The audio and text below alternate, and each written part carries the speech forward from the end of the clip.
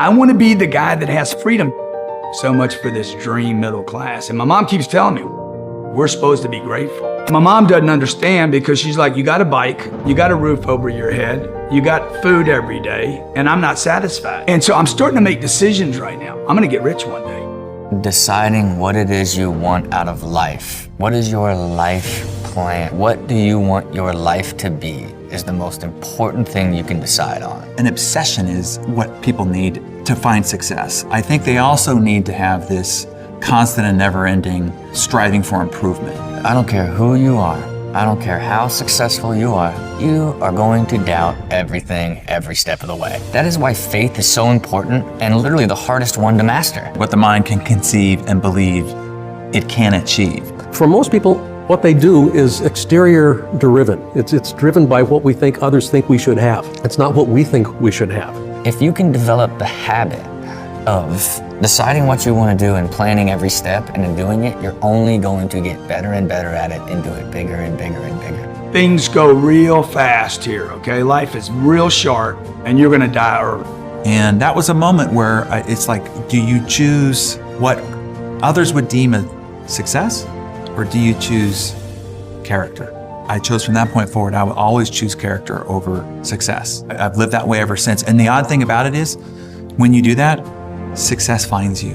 Because literally, that means every single step of the way, everything you do will be adding up to what that is. I want a great life. I'm going to become somebody.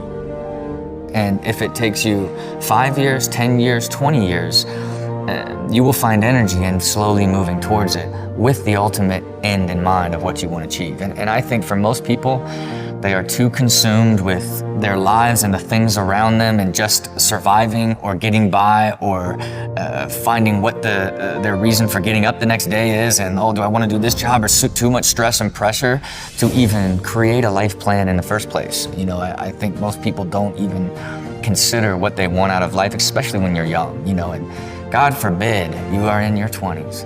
You can lay out a life plan and then pick something you want to master and how that connects to it. You are guaranteed success because that's going to give you energy, that's going to create your desire. You're going to be persistent as long as you build a great plan, and you're going to all these other aspects of what you need to achieve that are going to happen, because that will turn into specialized knowledge, that turns into like-minded individuals that become your mastermind alliance that ultimately lead to you achieving what you want to do in a much more direct and specific way.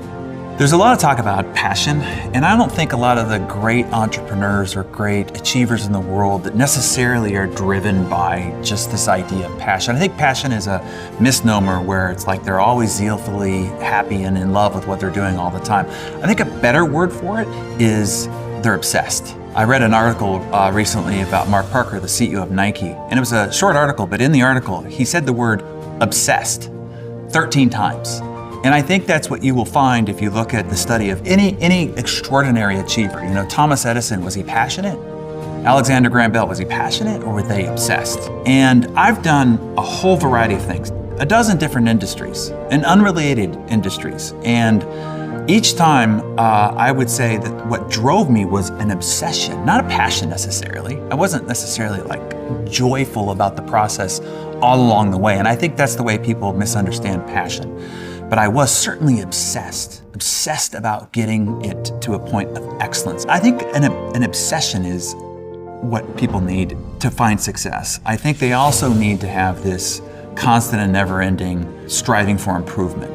They gave me a little pill and said, you need to take this little pill every day. I said, dude, I came here to get off pills, okay?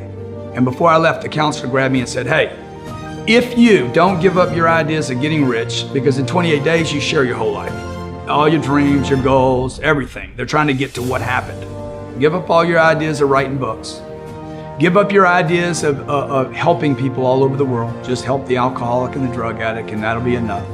Give up any ideas of being rich and famous, being free and financially wealthy. Give it up, okay? Because if you need to be satisfied with one thing, not using drugs every day. So I went home with my little pill, sat down that night, looked at that little pill on the little table that I had, and remember what that dude was telling me. Give up all these ideas. Looked at that pill. I'm like, dude, I'm gonna show this guy that I'm not powerless, not unmanageable. I can control my life. I'm gonna get rich. And so if I could just stay busy, okay, if I could just have a place to work every day and something to do and somebody to call and somebody to be in front of, that was my big fear. My big fear was that little white pill. I threw those in the trash that night. Never would use another one again. And I just made a decision that day not to quit, not to be powerless, not to be unmanageable, but to be somebody. And I've been doing that since I was 25. Every day waking up, today I'm gonna be somebody. I'm not just gonna think about it, I'm gonna be somebody today. I'm gonna grow into who I should be.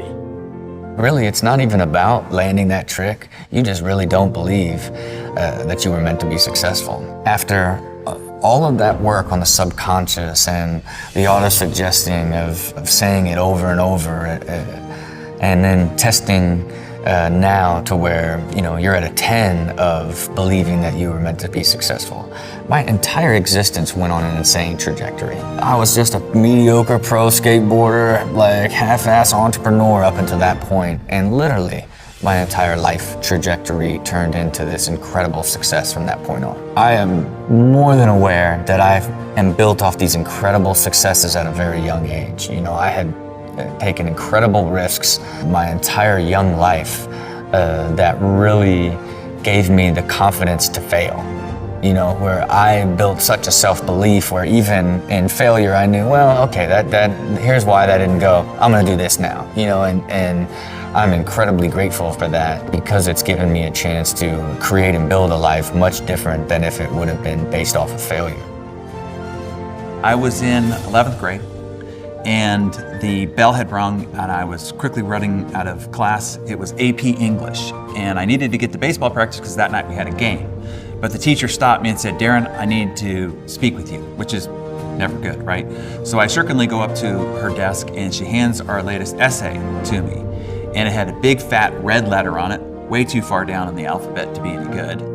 And as she handed it to me, she said, well, maybe success in writing is just not in your DNA, as if it had been decided, as if no matter what, I could never be good at writing. And then she said, well, I heard you hit a home run in baseball last week, congratulations. And I know that she was trying to be helpful, but I was still stewing from the fact that she had said that I could never do this. She says, look, you're good at other things, like baseball. Maybe you should just focus on those things that you're good at. And I wish that I could remember this teacher's name, that I had burned it from my cerebral matter long ago, because I would love to send her a copy of my third book as a New York Times bestselling author.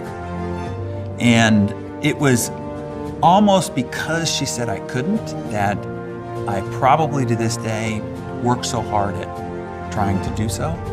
And so I have to thank her one more time for giving me that fire in the belly to prove to her that maybe I could do this after all. I guess I think about this in the context of talking to my grandkids.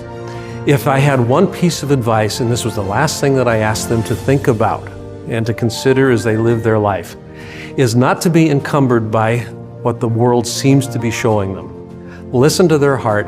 They know what they need to know in order to do and be what they need to do and be.